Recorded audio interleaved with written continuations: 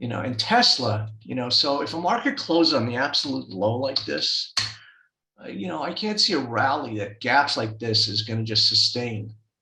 So I sold this thing into the gap.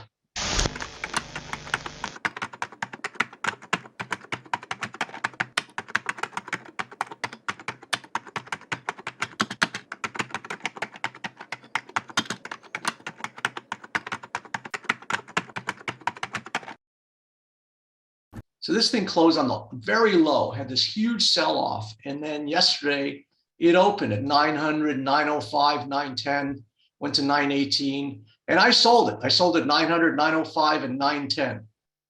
Because, you can't just have something that closes on the low and then what? It's just going to do that?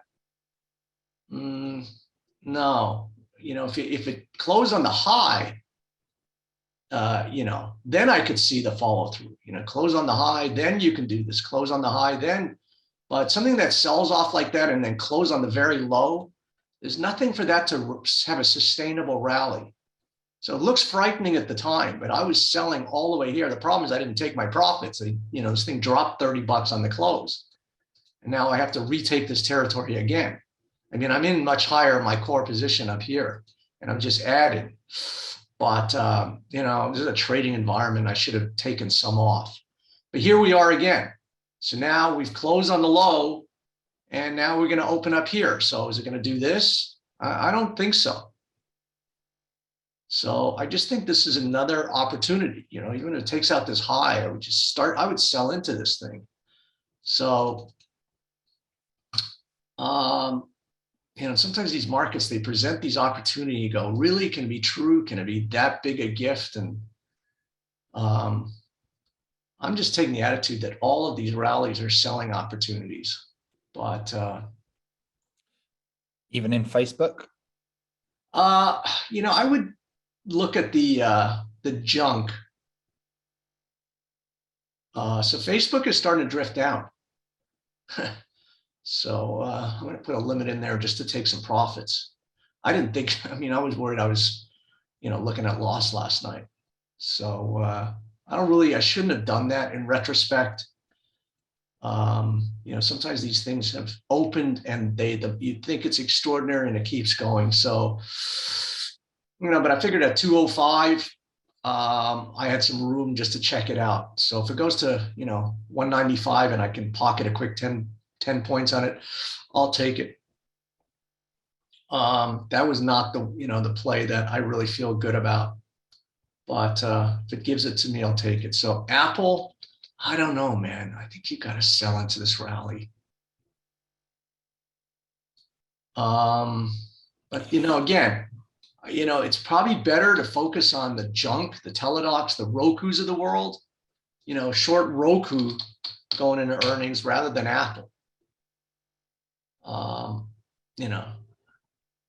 So, this is what Teladoc looked like yesterday.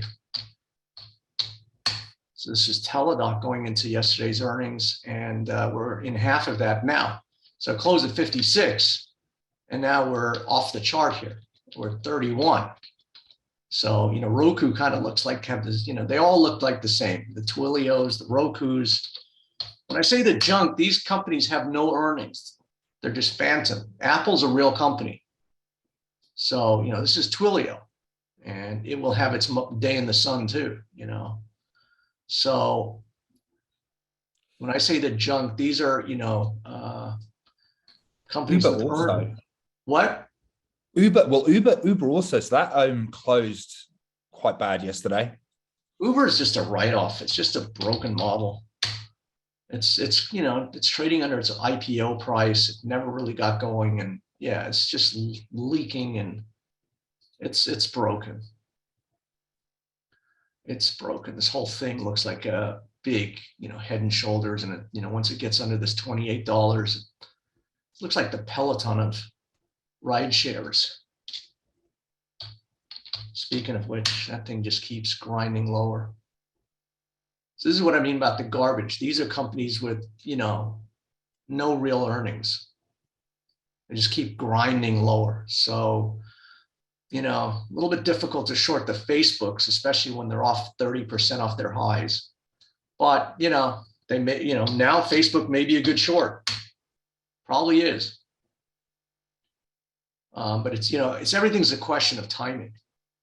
Netflix keeps grinding lower. I was hearing all last week how, it's a great buy. It's like catching a falling knife trying to buy this thing.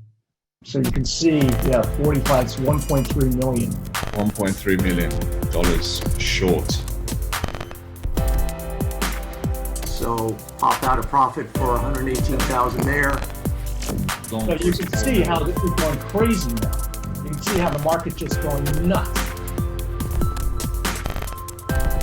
I bet like $1.6 million on this position. I'm showing right now $23,000 gain.